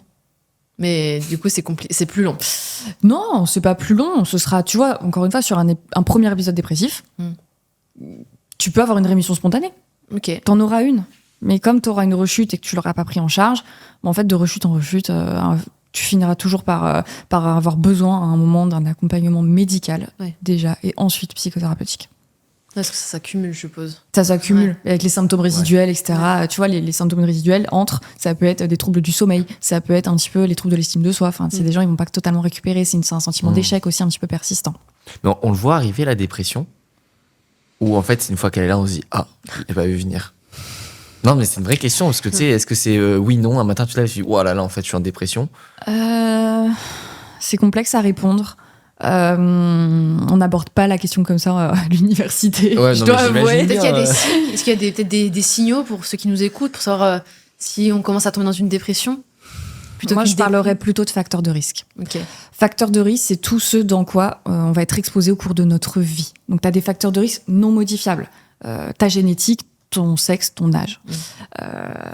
Voilà. Ensuite, tu as des facteurs de risque plus ou moins modifiables. Voilà, c'est quand même vachement la sédentarité, la dépendance à certaines substances, les consommations, etc. Et puis, tu as le sport, hein, évidemment. Ouais. Donc, en fonction de ça, tu vois, tu as les non modifiables et tu as les quand même plus ou moins modifiables. Entre guillemets, tu fais un petit micmac Shaker, de ouais. ça et tu vois que tu seras plus ou moins prédisposé. Tu vois, si tu as un parent au premier degré qui est atteint de dépression, directement, tu as 2 fois plus de chances d'en développer une. 2 fois plus, ok. Ah. 2 à 4 fois plus. Putain. 2 sur 4, ça dépend des études. T'as parlé de sport, là. C'est-à-dire que, par exemple, tu vois, je vais faire quelque chose de très simple volontairement. Je suis en dépression. Est-ce qu'un conseil de, écoute, essaie d'aller au parc et prendre le soleil est le bienvenu? Ou là, c'est plus quand t'es un peu déprimé que c'est intéressant, et quand t'es en dépression, faire du sport et bien manger, c'est pas du tout suffisant, quoi. Ou c'est peut-être le socle, je sais pas. Oui, évidemment, c'est sûr que l'un va entraîner l'autre, hein, c'est un cercle vicieux. C'est sûr que tu manges pas très bien, l'obésité, et il y a plus de chances de développer une dépression. C'est quoi le lien entre obésité et dépression? C'est tes cellules adipeuses qui vont créer de l'inflammation et ça va venir inflammer ton cerveau et du coup ça peut générer un déséquilibre chimique qui va faire de la dépression. C'est intéressant parce que c'est bien que tu le dises toi, parce qu'en fait nous quand on le dit, on nous dit mais non mais vous dites ça pour vendre vos programmes, on dit non mais je vous promets en fait c'est pas juste Ah, pour On vendre sent des pas ça de programmes, notre quoi. chapeau, il y a des études. C'était vendeur. Non mais c'est super intéressant et Ouais. tu vois tout à l'heure tu disais je pense que dans les quelques années à venir on va faire des liens entre la santé des enfants et leurs habitudes. J'ai l'impression qu'on est en train de remettre le lien entre le corps et l'esprit qui a été complètement séparé pendant Moyen-Âge, Renaissance, tout ça, qui était très présent en fait dans l'Antiquité. Là on est en train de se remettre et j'ai l'impression qu'on est en train de redécouvrir quelque part des évidences. C'est-à-dire que pour moi, il n'y avait pas besoin de 10 000 études scientifiques pour se rendre compte que la santé physique et la santé mentale, ça avait quand même un lien, quoi. Ah oui, complètement. Non, mais tu sais, il y a quand même ce truc de. On a découvert que, oui, mais en fait, C'est lié, c'était quoi. un petit peu évident, quoi. Tu Ah vois, il n'y a oui. pas trop de. Ah mais la meilleure prescription psychologique, psychiatrique, médicale, c'est le sport, hein, de toute façon. C'est Oh, putain, oula, attendez. Alors là, stop. meilleure Pause. prescription du monde. Hein. Merci. Non, mais c'est bien, ça fait plaisir d'entendre, tu vois. Ah mais c'est sûr, c'est d'avoir une hygiène de vie, c'est d'avoir ce sentiment d'auto-efficacité sur cette hygiène de vie, sur le soi en fait. C'est manger des haricots verts. Ça peut être tout aussi bien que de manger des fast-food. Enfin, t'entretiens juste la zone du plaisir avec des fast-food, les haricots verts. Une fois que t'es habitué, ça entretient la même zone. Hein, donc, Surtout que je pense qu'on est déréglé en termes de plaisir. C'est-à-dire que Bah oui. oui. Les Ah oui. hormones, on aime des choses trop sucrées Ouais. parce qu'on s'est habitué à ça, mais au fond, on n'en a pas envie. C'est-à-dire qu'en vrai, je connais personne qui ait une bonne salade de pâtes, tu vois, genre pâtes, noix de cajou, saumon, courgettes, parmesan, quelqu'un qui va me dire non, c'est pas bon. Mais quand t'es habitué à manger de cheeseburger, nanana, au bout d'un moment, en fait, ton goût est trop déréglé. Pour moi, c'est juste ça. On est censé Ah bah oui. kiffer, on est censé trouver une poire presque trop sucrée. Ouais, en fait, c'est que les gens ont normalisé ces goûts beaucoup trop salés, trop gras, trop sucrés. Et comme tu dis, Bah ouais. c'est. Notre espèce, encore une fois, elle fonctionne comme il y a 30 000 ans. Hein, donc, on se nourrissait de baies. Et allez, si la chasse a été bonne et qu'on s'est pas fait tuer par le mammouth, elle a un peu de mammouth, quoi. Donc, aujourd'hui, oui, on va privilégier une alimentation avec des sucres très rapides parce qu'on a été pendant des millénaires privés. Ça, faut pas l'oublier. Ouais. Ouais, ouais. Ils sont restés des milliers d'années privés de nourriture. Ah, mais c'est ouf, on a du En fric. hiver, ils mangeaient rien. Hein. C'est pour ça qu'aujourd'hui, les industriels arrivent super bien. C'est qu'ils ont réussi à réunir tout ce que l'humain manquait. Le bien calorique, bien gras, les glucides, le sucre, le sel, le truc, l'explosion de saveur, le truc qui est bien addict, quoi, le mélange de sucre gras. Et du coup, forcément, les gens ont du mal à s'en détacher. Et tout le monde joue de ça aujourd'hui. Tu vois bien dans la rue, tous les fast-food, tous les gens qui vendent des gâteaux, etc. En fait, ça attire les gens parce que c'est plus fort que nous, en fait. Bah évidemment, c'est génial. Hein. C'est Bah, sur le génial. papier, mais- oui, c'est- Ah, oui. Et puis après, t'as plus envie de retourner à tes baies et à ton mammouth. Hein. Les haricots verts, c'est nul. Hein. C'est ça. Le fameux test de la carotte. Ah ouais, moi j'ai inventé un truc, c'est le test de la carotte. Si tu prends une carotte, tu la croques et que tu trouves que ça a pas de goût, c'est que ton goût il est trop déréglé. Ah ouais? Bah ouais, Ah, ça peut, mais ouais. sûr, ça marche tout le temps. Quand quelqu'un Ouais. il croque une carotte, il fait ça a pas de goût. Bon, peut-être que la carotte est de mauvaise qualité, mais la plupart du temps, c'est que. Ouais, Tu vois, moi, il y a un truc qui me choque, c'est les frites avec par-dessus. Le cheddar, le cheddar ketchup, et les tu bouts te de dis, mais attends, mais bacon. mec, Ouais, déjà des exactement. frites, on revient sur. Tu vois, c'est. Ah oui, oui, oui. Un truc qui me choque aussi, mais c'est pas totalement pareil, mais je pense que c'est un lien aussi sur l'aspect dopamine qui peut avoir peut-être des répercussions sur la santé mentale. C'est quand quelqu'un fume et en même temps scrolle son téléphone. Parce qu'en fait, c'est deux activités très dopaminergiques et Ouais. j'arrive pas à comprendre. C'est où tu fumes, où tu scrolles. Mais en fait, il Mais l'associe. Si tu fumes, Mais tu oui, mais il y a scrolles. deux sources. Enfin, Et si tu scrolles, tu fumes. En fait, c'est devenu un seul et même truc. oui, dans le mais cerveau. c'est du coup, enfin, tu vois, c'est deux sources de. C'est comme, j'allais prendre des métaphores un peu border, tu vois, mais bon, bref, on s'est compris. Mais je comprends pas. Enfin, si, je comprends. Mais je me dis, on en est arrivé là. Ah oui. C'est ça Mais qui surtout me fait qu'on peur. est la seule espèce dans le monde qui vivent comme ça. Hein. Les chats, comme tu disais tout à l'heure, ils vont dehors, ils se promènent, ils prennent le soleil. Hein. N'importe quelle espèce, un mulot, c'est pareil. Un mulot. Ça fait longtemps que j'avais pas entendu ça. On est les seuls à vivre comme ça. Bon, en vrai, sauf les animaux domestiques, ils luttent plus pour avoir leur repas. Hein. Ouais. Ils vivent aussi très bien, mais ils vont prendre l'air, ils prennent le soleil. Nous, on devrait faire pareil. On s'est fermé à ça. Par le mode de vie sociétal. Et c'est en ça aussi que ça crée beaucoup de troubles anxieux. Notre cerveau, il est plus habitué, enfin, il n'a pas à vivre dans ces conditions, entre guillemets. Ouais, il a plus les bases et donc du coup il est complètement perturbé. Ah, et il est d'où le perdu. fait que la santé mentale. Elle en prend un coup. Ouais, c'est hein. ça. Elle en prend un coup. Et puis, on s'en est très vite rendu compte au Covid. Tout le monde s'est retrouvé sans lumière. En plus, Ouais. il faisait super beau pendant le confinement. Grave. T'avais pas de jardin. Ouais. Là, tu t'inventais runner du dimanche, quoi. C'est Là, clair. tu t'es inventé une activité physique.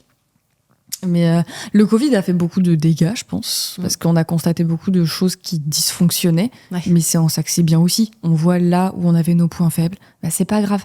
On rebondit. On n'est pas à l'abri d'une autre épidémie à l'avenir et on rebondit. Et ça a pu permettre aussi à beaucoup de personnes de se rendre compte de l'impact de la santé mentale, de l'impact de la sédentarité, de l'impact du manque du sport, etc., et du contact social aussi. Est-ce que ce contact social, Covid, etc., il y a un lien avec aussi tout ce qui est burn-out? Parce que j'ai l'impression qu'en France, on en parle de plus en plus, comme la dépression. Est-ce que toi, tu le vois aujourd'hui au cabinet? Et du coup, est-ce que tu vois aussi qu'il y a de plus en plus de burn-out en France, quoi? Je pense qu'il y a deux notions. Il y a le fait qu'on en parle de plus en plus, comme tu dis, Ouais, et il y en a tout court aussi plus. ouais. Quel est l'œuf, quelle est la poule? On ne sait Ouais. pas. Là, je pourrais même pas répondre à cette question. Mais tu il y constates en a qu'il y a de plus en plus de gens plein. qui se plaignent de ça? Ah oui, Toi, tu oui, vois oui. aussi, ouais. Ah oui, il y en a beaucoup au cabinet hein, qu'il faut mettre en arrêt parce que l'arrêt de travail fait partie du traitement du burn-out. Oui, il y en a beaucoup. Il y en a beaucoup. Et c'est pas spécialement des jeunes d'ailleurs. Ouais. C'est beaucoup des cinquantenaires qui développent du burn-out parce que peut-être aussi ils en ont entendu parler. Mais aujourd'hui, effectivement, le burn-out, on en parle de plus en plus et c'est bien. Ça alimente la recherche. Parce qu'aujourd'hui, le burn-out, c'est pas une classification encore avec des bordures très nettes. Ouais, elle est encore en cours d'évolution. Donc bon. Donc, affaire à suivre sur ça, quoi. Affaire à suivre sur le burn-out. Mais encore une fois, tu vois, le burn-out, c'est très, très, très lié au stress. Bah oui. C'est un syndrome de maladaptation sur un axe bien précis du corps humain. Donc, voilà, donc ça va venir dérégler deux noyaux dans ton cerveau et une glande au niveau de tes surrénales. Et en fait, à ce niveau-là, il y a tout un schéma qui va se dysfonctionner, qui va entraîner du coup énormément de stress lié au travail, parce qu'il y en a beaucoup qui vont parler burn-out parental, etc. Non, aujourd'hui le burn-out, c'est que lié au travail que les études se portent. Il y a peut-être des études au niveau parental, etc. Mais voilà, c'est encore en cours. Un burn-out parental. J'ai entendu des psychiatres qui parlaient de ça. Je connaissais même pas. Ouais, ils en parlent. Maintenant, il n'y a pas du tout de classification, etc. Le burn-out, aujourd'hui, c'est vraiment lié au monde du travail. Et il ne faut pas faire d'abus de langage en disant là, je suis en burn-out de mes enfants, là, je suis en burn-out de machin. Non, déjà, c'est trop flou dans le monde du travail. Ouais, c'est un peu l'expression facile, quoi, maintenant aussi. Il faut faire gaffe. C'est peut-être que les gens l'utilisent un peu trop facilement. Ouais, exactement. Mais effectivement, c'est pas facile, le burn-out. Parce que je pense qu'on peut le résumer en une phrase. C'est la seule fatigue qui résiste au repos. tellement il y a un dérèglement intense au niveau du stress. Ouais. À méditer. Parce que j'ai vu fermer les yeux, t'en as à réfléchir. C'est la seule fatigue qui résiste au repos. Ouais. Ah, c'est intéressant. Ouais. Ouais, une personne qui est atteinte de burn-out, elle va arriver au cabinet. Bon, allez, nanana, dans 2 semaines, ça repart. Tout médecin va le regarder et va faire non, on se revoit dans 2 semaines, je vous réarrête 2 semaines. Et ça va durer 3, 4, 5, 6 mois. Les plus longs, une de mes formatrices à l'époque, c'était tellement fort, les pathologies qu'elle recevait, que c'était 2 ans d'arrêt. Wow. Ah ouais. 2 ans. Moi, aujourd'hui, au cabinet, j'ai entre 8 et 10 mois d'arrêt. Mais quand même.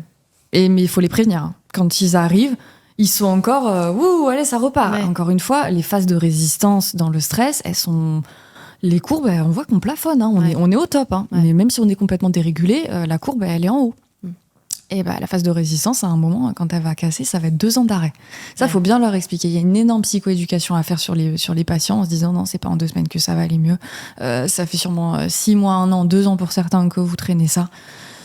On va prendre le temps de vous arrêter et de voir s'il y a des choses qui dysfonctionnent. C'est à prendre en charge en psychothérapie, mais en tout cas suivi médical direct. Donc si vous avez un burn-out, vous allez chez votre médecin directement. Ok. Première case. Ou chez un psychologue qui pourra réorienter vers le médecin. Ouais. Qui Le après, il suivi. reviendra vers. Le suivi médical est hyper important. Hyper, J'entends hyper beaucoup important. parler aussi de bore-out. Genre des gens qui s'ennuient tellement. Ouais. Et je peux comprendre, il y a une perte de sens totale. Oui. Est-ce qu'il y a encore un lien avec la santé mentale, la psychologie, ou là c'est vraiment plus non mais juste la personne n'aime pas ce qu'elle fait et puis il faut juste changer. Tu peux ne pas aimer ce que tu fais de toute façon, mais le travail, c'est quand même 70% de ton temps. Hein. Si tu t'ennuies pendant 70% de ton temps, oui, je peux comprendre qu'à un moment, Putain, ça... c'est 70%. Ouah, c'est bah oh, oui. cette phrase. Ouais. C'est... 70% de ton temps tu travailles. Ça te ronge Ouais, la tête c'est- à un moment si tu t'ennuies à mourir au travail ou s'il n'y a pas de sens. Ça veut dire que 70% de ta semaine, t'as pas de sens. Mm. Moi, c'est pas normal pour moi qu'à un moment, ça les saoule Mm. et qu'il développe ça. Mm. Donc oui, complètement. Complètement. Ok. C'est pas une classification répertoriée. Mais Ouais, mais ça se. oui, ça se revoit cliniquement, ça se revoit. On le retrouve.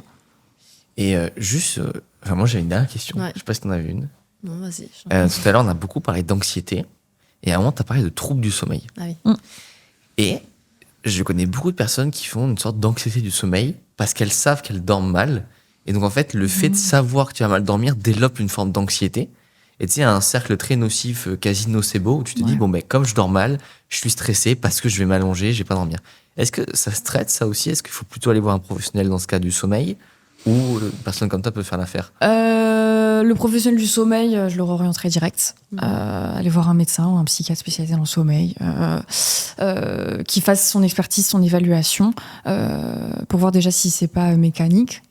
Ça, c'est important. Voir si on peut pas le recaler aussi sur ses phases de sommeil. Ça, c'est important. Peut-être qu'il y a d'autres bilans médicaux aussi à faire et c'est en ça que c'est important de se tourner vers un médecin peut-être de prime abord. Après, effectivement, si c'est beaucoup lié à l'anxiété, pourquoi pas faire ce suivi médical et aussi avoir un complément avec un psychologue qui pourra voir s'il n'y a pas des petits trucs de la rumination nocturne, à quel moment vous vous réveillez, qu'est-ce qui se passe, à quoi vous pensez, parce que le sommeil, c'est évocateur de beaucoup de choses. Ouais. Le sommeil, tes sens, ils sont privés de stimulation. Et ben là, la moulinette, elle tourne. Hein. Donc peut-être qu'il y a quelque chose à faire avec le psychologue aussi à ce niveau-là. Peut-être qu'effectivement, c'est de l'anxiété, mais il faut toujours checker l'aspect médical. Hein. Ça, Ok. c'est important.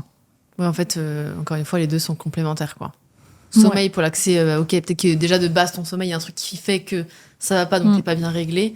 En même temps, si tu stresses à chaque fois que tu vas dormir, bon, peut-être qu'il y a un truc un peu plus profond que juste un problème de sommeil, quoi. Oui, parce que ça se trouve, tu stresses, parce que le lendemain, tu sais que tu vas aller au boulot c'est et ça. tous les matins, t'es pas bien dans le métro, C'est ça. parce qu'en fait, c'est le boulot qui stresse. Donc là, oui. De toute façon, tout est lié, hein. Ah bah oui, beaucoup de choses. Carrément. On a un petit jeu. Ok. Ça s'appelle le oui-non. D'accord. Tu dois répondre par oui ou par non. Que par oui, pardon. Ouais. Je Alors, peux dire passe. T'as un joker. Non. J'ai un joker, J'ai et puis un passe. Ok. après, si besoin, on pourra revenir sur la question pour approfondir. Mais le but du jeu, c'est oui ou non. Ok. Il faut être assez. Et ce sera shorté, évidemment. On a fait un short sur les réseaux. Ok. Comme ça incite les gens à venir voir l'épisode après. Ça marche très bien. Ça marche très bien. Ok. Je t'en prie. On devrait tous avoir un psychologue. Faut aller vite. Non. On peut réussir à sortir d'une dépression rapidement.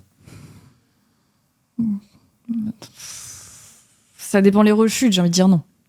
Nos modes de vie modernes sont la cause des troubles mentaux. On peut sortir d'une dépression seul. Oui. L'anxiété sociale n'est pas considérée comme une maladie. Non. On devrait avoir un psy, même si on ne pense pas avoir de problème particulier. Tu peux répéter? On devrait avoir un psy, même si on ne pense pas avoir de problème particulier. Oui. Déprime et dépression veulent dire la même chose. L'anxiété peut se gérer seule. Tous les psys doivent avoir un psy. Non. La santé mentale est plus importante que la santé physique. On s'invente facilement des problèmes mentaux. Non. C'est à l'État de prendre soin de notre santé mentale. Oui et non. J'ai envie de rebondir sur tout. Ouais. T'as été forte, hein. C'était dur. Attends, Bah, on sait que c'est dur, c'est le là, but du jeu. C'était dur. hein. Santé physique, santé mentale pas plus importante que santé physique. Non. Donc santé physique plus importante que santé mentale? Quel est l'œuf, quelle est la poule hein. Oui, allez. Merci à tous d'avoir écouté. C'était quoi? Ok, donc on va dire 50-50. 50-50. Ok. C'est important, oui. C'est sûr qu'une personne qui va faire beaucoup de sport, qui a beaucoup de liens sociaux, qui se surmène pas, aura moins de chances de développer une pathologie, outre génétique et outre aussi d'autres facteurs. Ok. Et aussi, moi, il y a plusieurs trucs que je veux rebondir. Sur déprime et dépression, j'ai fait exprès de poser la question. Du coup, quelle est la différence entre la déprime et la dépression? La déprime, c'est un état passager, c'est pas pathologique. La déprime, ça peut durer quelques jours jusqu'à 1 à 2 semaines. Ok. Mais tu restes assez vif par rapport aux stimuli que tu auras. Donc tu vas pouvoir avoir du plaisir, tu vas pouvoir investir les gens, tu vas pouvoir rigoler, sans te dire par derrière, parce que je précise quand même les dépressifs rigolent, hein, bien évidemment, mais sans te dire derrière, ah ouais, mais moi du coup, je suis nulle, j'aurais peut-être pas pu faire cette blague, etc. Donc en fait, il n'y a pas d'altération de l'estime de soi, il n'y a pas d'altération au niveau de la confiance en soi, au niveau du sentiment d'échec. Ok. Ok. Et en fait, la dépression, donc c'est un état pathologique qui doit être pris en charge médicalement et qui entraîne en fait des troubles du sommeil, qui entraîne parfois des troubles au niveau de l'alimentation, qui va entraîner une diminution du plaisir, de la volonté, une diminution en fait de beaucoup de choses, une tristesse de l'humeur assez persistante. On peut avoir des idées suicidaires, on peut avoir, voilà, c'est vraiment un énorme tableau clinique. Alors que la déprime reste assez Passager. Passagère. Un petit coup de blues et... voilà, c'est ça, ça arrive à tout le monde. Si Déprime vous- hivernale presque. C'est en mode non, ou c'est un peu trop. Ça peut être un trouble. Ok, intéressant. Ok. Ouais, la dépression peut Intéressant, être parce à que tu caractère vois, saisonnier. Déprime hivernale, c'est un thème qui est un peu banalisé. Mais comme tu viens de le dire, du coup, si je comprends bien, si t'es déprimé de novembre à mars, peut-être que là, C'est un peu long. pas juste. Ouais. Là, faut aller checker. Faut aller Ouais, checker bah, si c'est on n'a pas intéressant un parce petit que je pense truc. qu'il y a beaucoup, ils diront non, mais c'est la météo. Oui, mais les Finlandais sont quand même bien heureux aussi, donc bon. Oui, après, c'est eux qui ont le taux de suicide le plus Oui, élevé non, au je. monde. Mais c'est eux qui. Oui, non, mais ils ont des Si, stats ils ont- paradoxales. Ils Non, ont mais des stats ils ont ce paradoxales. côté très hougueux, cocooning. Oui. Voilà. En fait, c'est un peu un. Oui, un c'est les extrême. plus avec le meilleur je- bien-être, mais c'est eux qui ont les taux de suicide les plus savais pas ça, tu élevés. vois. Oui, ils ont Donc. des stats un peu. Ok. Peut-être ils leur ont fait passer un questionnaire en hiver, un questionnaire en été. Je sais pas. C'est bien d'avoir le sens de l'humour. Une question justement que j'avais, c'est est-ce que du coup, quand même en tant que psy, tout ce que tu vois au quotidien, c'est aussi très. C'est lourd à porter peut-être. Mm. Est-ce qu'en fin de journée, tu es obligé de presque de rigoler de certaines choses pour un peu décompresser? Pas tout prendre trop au sérieux parce que sinon, Avec le patient ou avec quand je rentre chez moi le soir? quand tu rentres chez toi, que tu discutes avec ton chéri, Il y a des journées qui sont plus prenantes que d'autres. Il y a des journées où le soir, je m'assois dans le canapé et je m'assois et je regarde le vide. Hein. Ouais. ouais. Enfin, moi, j'ai pas spécialement besoin d'avoir mon téléphone pour me réguler. J'ai cette chance-là. Ça m'arrive, hein, bien évidemment, comme tout le monde. Mais juste, je regarde le vide, ou je discute, ou je vais directement aller à la douche, faire quelque chose en fait. Je vais me mettre un peu en action. Je vais faire quelque chose qui va me couper. Il y a des journées évidemment où c'est compliqué. Oui, ça peut être de l'énervement. On évacue, je pense, tous d'une façon différente.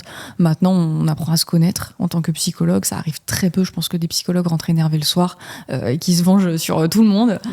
Ouais, il y a des journées où tu ressors chargé.